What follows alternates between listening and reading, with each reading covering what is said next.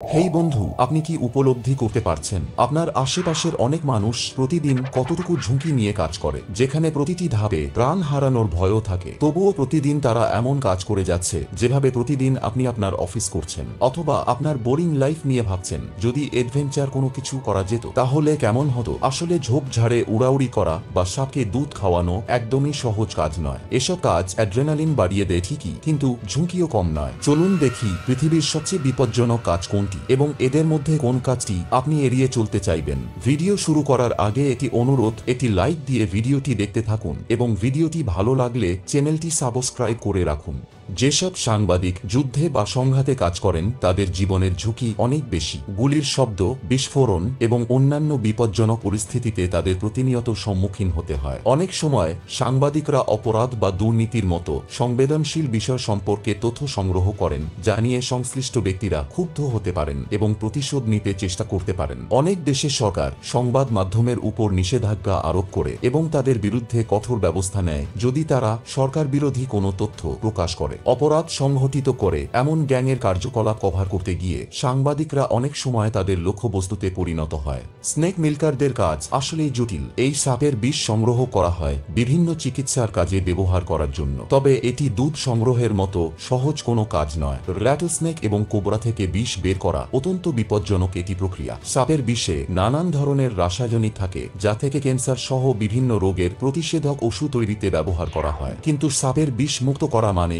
জীবনের ঝুঁকি নেওয়া। স্নেক মিল্কাররা বিশেষ প্রশিক্ষণপ্রাপ্ত হয় কারণ একটি ভুল পদক্ষেপ তাদের জন্য মারাত্মক হতে পারে। ষাঁড়ের উপর চড়া একটি চ্যালেঞ্জ, কিন্তু এর পিছনে লুকিয়ে থাকা বিপদগুলি সম্পর্কে অনেকেই জানেন না। ষাঁড়ের পিঠে ওঠা মানে শুধু রোমাঞ্চকর নয়, বরং এখানে আছে গুরুতর আহত হওয়ার ঝুঁকি। গবেষণায় দেখা গেছে যে ষাঁড় আরোহীদের আহত হওয়ার সম্ভাবনা 10 গুণ বেশি। 2000 সাল থেকে 2020 সাল পর্যন্ত প্রায় 16 জন ষাঁড় রাইডার প্রাণ হারিয়েছেন, আর বর্তমানে ষাঁড়গুলো তো আরও শক্তিশালী হচ্ছে, তাই তাদের আচরণও আগের চেয়ে অনেক বেশি অপ্রত্যাশিত। এই কুমির কুস্তিগিরকে দেখুন, এটি থাইল্যান্ডের বিশেষ চিড়িয়াখানা। আপনি যদি সাহসী হন এবং কুমিরের মুখের মধ্যে আপনার মাথা আটকে রাখার কাজটি করতে পারেন তাহলে এই চাকরিটি আপনার জন্য। এখানে দর্শকদের বিনোদন দেওয়ার জন্য কুমিরের সাথে খালি হাতে লড়াই করতে হয়। কুমিরের শক্তিশালী চোয়াল এবং দ্রুত গতির সাথে মোকাবিলা করা সহজ নয়, কিন্তু যারা এই কাজটি করেন তারা সত্যি সাহসী। কুমির নিয়ে খেলা করার সময় আপনার দক্ষতা এবং সাহসের পরীক্ষা দিতে হবে। আসলে এটি শুধু একটি চাকরি নয়, এটি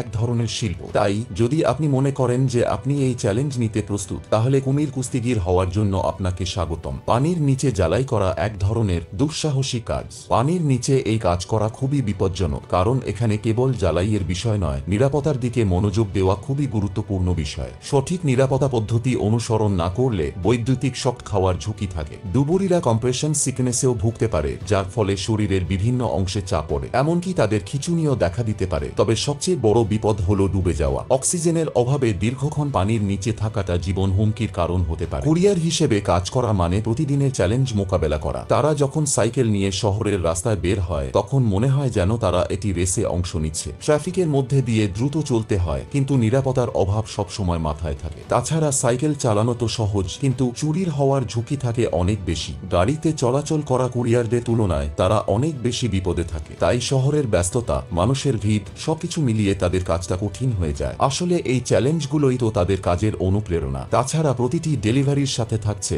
নতুন অভিজ্ঞতা, নতুন গল্প। তেল রিগে কাজ করাও এক ধরনের চ্যালেঞ্জ। প্রতিদিনের চাপ, কাজের তীব্র পরিবেশ আর চারপাশে জ্বলনশীল পদার্থ, এগুলো সবই এই কাজের অংশ।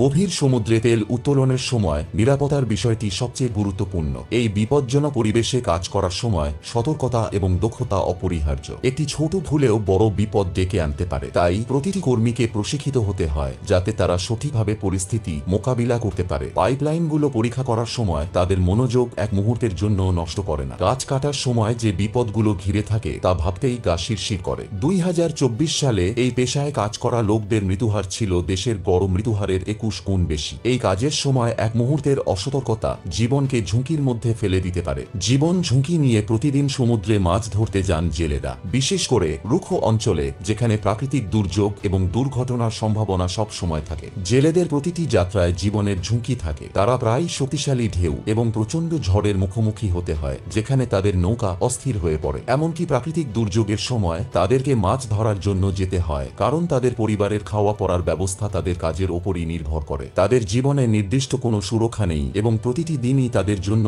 এক নতুন চ্যালেঞ্জ। এছাড়াও প্রায় তাদেরকে বিপজ্জনক প্রাণীর সঙ্গে মোকাবিলা করতে হয় এবং নৌকার যান্ত্রিক সমস্যার সম্মুখীনও হতে হয়। সালফার মাইনার হিসেবে কাজ করা একটি অত্যন্ত ঝুঁকিপূর্ণ পেশা। ইন্দোনেশিয়ার সালফার খনিতে শ্রমিকদের প্রতিদিন 12 ঘন্টা বিষাক্ত গ্যাসের মধ্যে কাজ করতে হয়, যা স্বাস্থ্যের জন্য অত্যন্ত ক্ষতিকর। দীর্ঘ সময় ধরে সালফারের সাথে সরাসরি কাজ করার ফলে তাদের শ্বাস প্রশ্বাসের সমস্যা, চর্মরোগ এবং অন্যান্য গুরুতর স্বাস্থ্য সমস্যার সম্মুখীন হতে হয়। এছাড়াও খনিতে বিস্ফোরণের ঝুঁকি এবং অন্যান্য দুর্ঘটনার সম্ভাবনাও সবসময় থাকে। কিছু শ্রমিকদের পর্যাপ্ত সুরক্ষা সরঞ্জাম এবং স্বাস্থ্য সেবা প্রদান করা হয় না, যার ফলে তাদের জীবন আরও বিপদগ্রস্ত হয়। তবুও এই কঠিন পরিশ্রমের কাজ করে যান তারা, কারণ তাদের রুজিরুটি এর ওপর নির্ভরশীল। অগ্নি নির্বাপক হিসেবে কাজ করা শুধু আগুনের বিপক্ষে মোকাবিলা করাই নয়, বরং ঝুঁকিপূর্ণ রাসায়নিক এবং ধ্বংসাবশেষের সাথেও লড়াই করা। অগ্নি নির্বাপকরা প্রতিদিন নিজেদের জীবনের ঝুঁকি নিয়ে আগুন নেভানোর চেষ্টা করেন এবং পাশাপাশি তারা নিশ্চিত করেন কেউ যেন আহত না হয়। এছাড়াও অসহায় প্রাণীদের উদ্ধার করতে হয় এবং বিপজ্জনক স্থানে প্রবেশ করতে হয়। তাদেরকে বিভিন্ন পরিস্থিতিতে কাজ করার জন্য প্রস্তুত থাকতে হয়, যেমন বাড়ির আগুন, গাড়ির দুর্ঘটনা এবং প্রাকৃতিক দুর্যোগের মতো পরিবেশেও। মহাকাশচারী হওয়াও একেবারেই ঝুঁকিমুক্ত নয়। মহাকাশের ধ্বংসাবশেষ প্রতি ঘন্টায় 22,000 মাইল বেগে চলে থাকে, ফলে একটি সামান্য ধাতব টুকরো থেকেও বিপজ্জনক পরিস্থিতি সৃষ্টি করতে পারে। মহাকাশচারীদের অবতরণ এবং উত্তরণ বিপজ্জনক, কারণ একটু ভুল হলেও প্রাণহানির সম্ভাবনা থাকে। এছাড়া মহাকাশে দীর্ঘ সময় থাকা মানে মাধ্যাকর্ষণ পরিস্থিতিতে শূন্যে জীবনযাপন করা, যা শরীরের উপর গুরুতর প্রভাব ফেলতে পারে, যেমন হাড়ের ঘনত্ব কমে যাওয়া এবং পেশির ক্ষয় হওয়া। পাশাপাশি মহাকাশের বিকিরণও মানবদেহের জন্য মারাত্মক হতে পারে। তাদেরকে প্রত্যেক মুহূর্তে সতর্ক থাকতে হয় এবং বিভিন্ন জরুরি পরিস্থিতির মোকাবিলায় দক্ষতা দেখাতে হয়। মহাকাশচারীরা যখন একটি মিশনের অংশ হয়ে যায়, তখন তারা তাদের পরিবার এবং প্রিয়জনদের ছেড়ে অনেক দূরে চলে যান, যা মানসিক চাপও সৃষ্টি করতে পারে। পাওয়ার লাইন ইনস্টলারদের এমন উচ্চতায় বিদ্যুতের লাইনে মেরামতের কাজ করা অত্যন্ত ঝুঁকিপূর্ণ। প্রতি বছর অনেক ইনস্টলার বিদ্যুৎস্পৃষ্ট হয়ে মৃত্যুবরণ করেন। বিদ্যুতের লাইন মেরামতের সময় ইনস্টলারদের ভারী সরঞ্জাম বহন করতে হয় এবং অনেক সময় দুর্গম এলাকায় কাজ করতে হয়। এছাড়াও তাদেরকে অনেক সময় খারাপ আবহাওয়া, ঝড় এবং বৃষ্টি সহ্য করতে হয়, যা তাদের কাজকে আরও বিপজ্জনক করে তোলে। বিদ্যুতের লাইন মেরামতের সময় ইনস্টলারদের অত্যন্ত সতর্ক থাকতে হয়, কারণ এটি ছোট ভুল বড় দুর্ঘটনার কারণ হতে পারে। উচ্চতায় কাজ করার জন্য তাদের শারীরিক শক্তি আর মানসিক দৃঢ়তা প্রয়োজন।